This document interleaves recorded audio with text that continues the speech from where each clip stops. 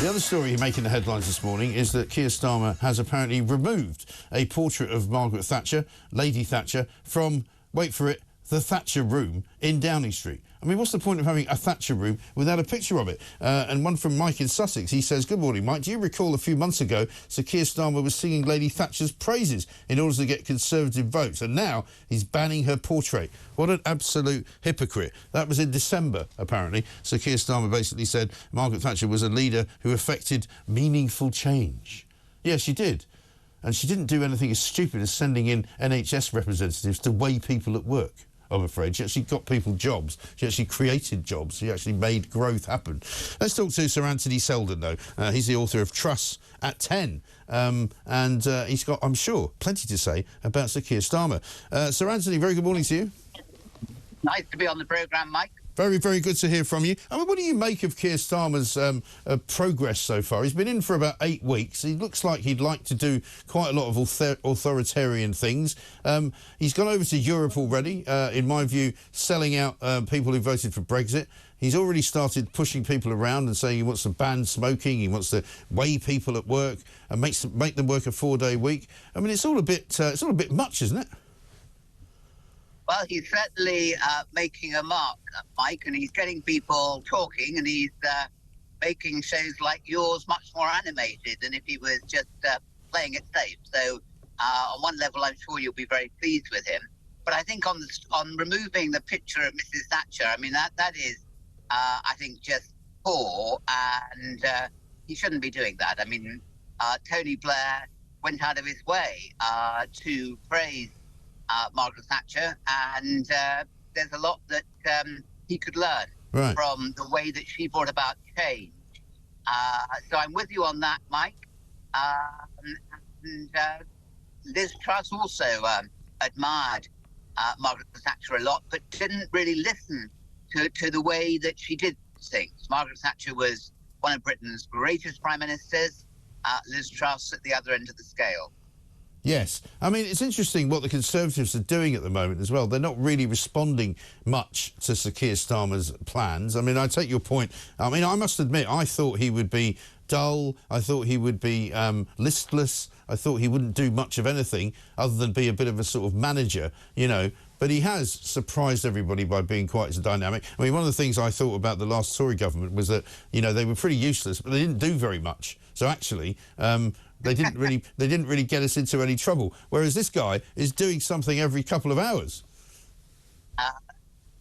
He certainly is, and he's getting everybody talking. And look, Mike, I think he's doing some good things. We're going to disagree on that one. I think that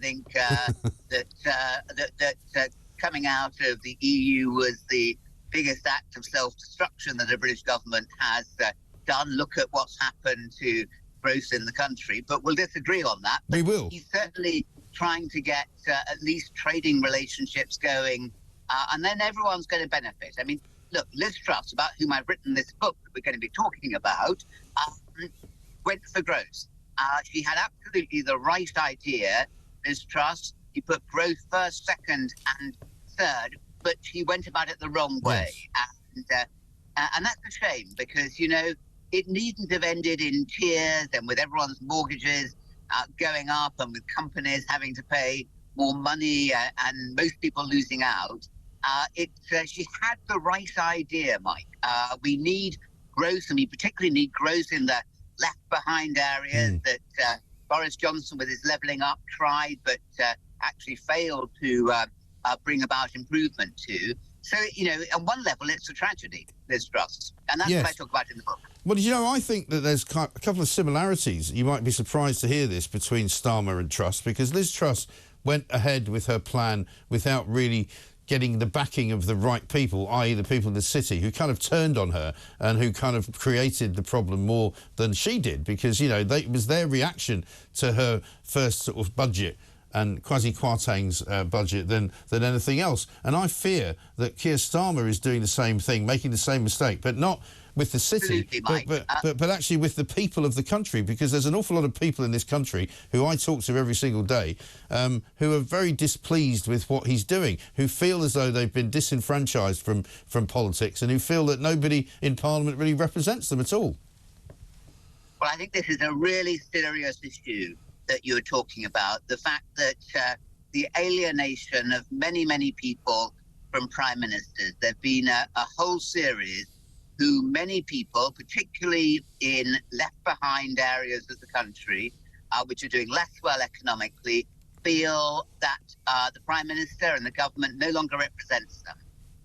And I think that if he doesn't start connecting with them and talking to them and making them feel that he's on their side and that he's going to improve their lives economically and in terms of law and order, the safety of streets and communities, then I think he'll be in trouble. And Liz Truss, you know, as I talk about in this book, Truss at 10, it was an incredible own goal. I mean, the city, the Tories are close to the city. Right. It didn't involve them. It didn't have to, the mini budget, blow up as it did. And we didn't have to have that terrible financial black hole that the budget created. So prime ministers, you know, we talk about them being all powerful, but actually, in many ways, if you talk to them as you do, the prime ministers, they'll often say, actually, I have very little power. But you have to work with people. You have to get people. That's what Margaret Thatcher did. She took 2 years before she started unleashing her budgets and her economic policies and her privatizations and her attacks on trade union powers.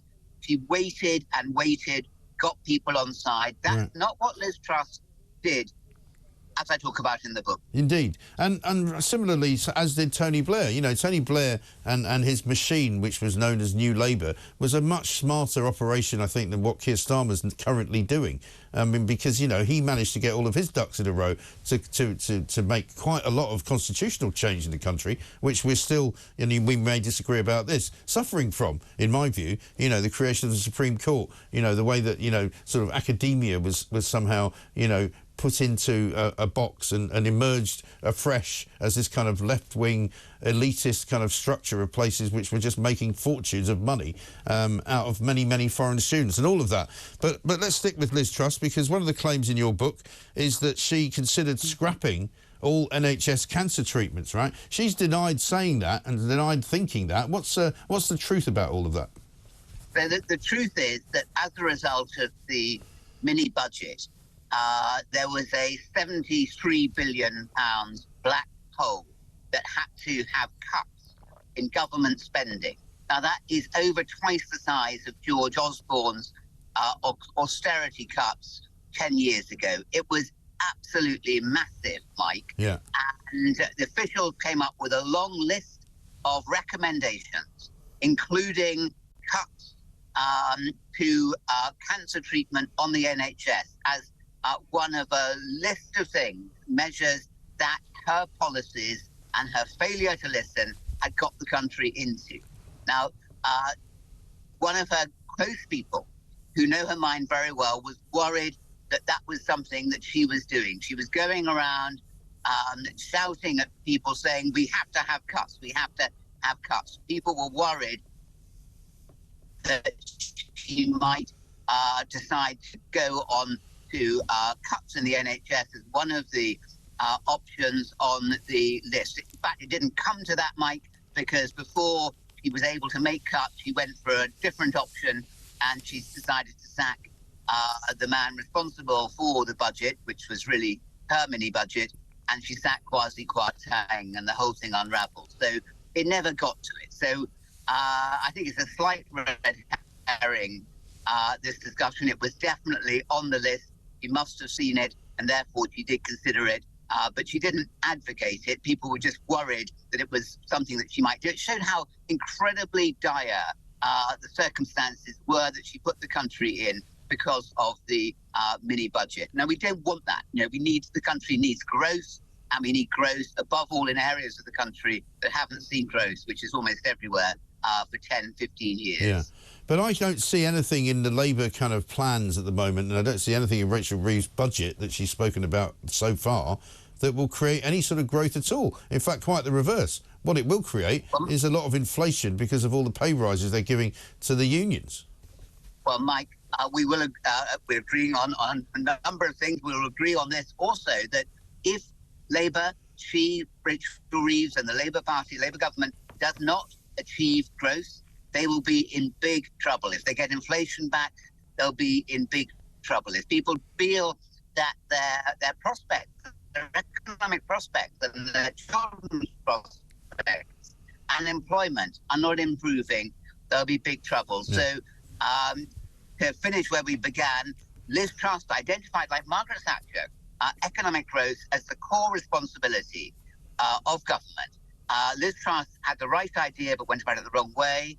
And if Keir Starmer doesn't now make it happen after 10, 15 years of stagnation in the economy, then I think he will be in significant trouble. Yeah, I think you're absolutely right. Pleasure to talk to you, Sir Anthony. Thank you very much indeed. The book's called Truss at 10, Sir Anthony Selden there. As he said, we don't agree on everything, but this is the great joy of talk, the great joy of what we do here, is that you can have differences of opinion. You can actually have different views. You know, Keir Starmer doesn't like people with different views.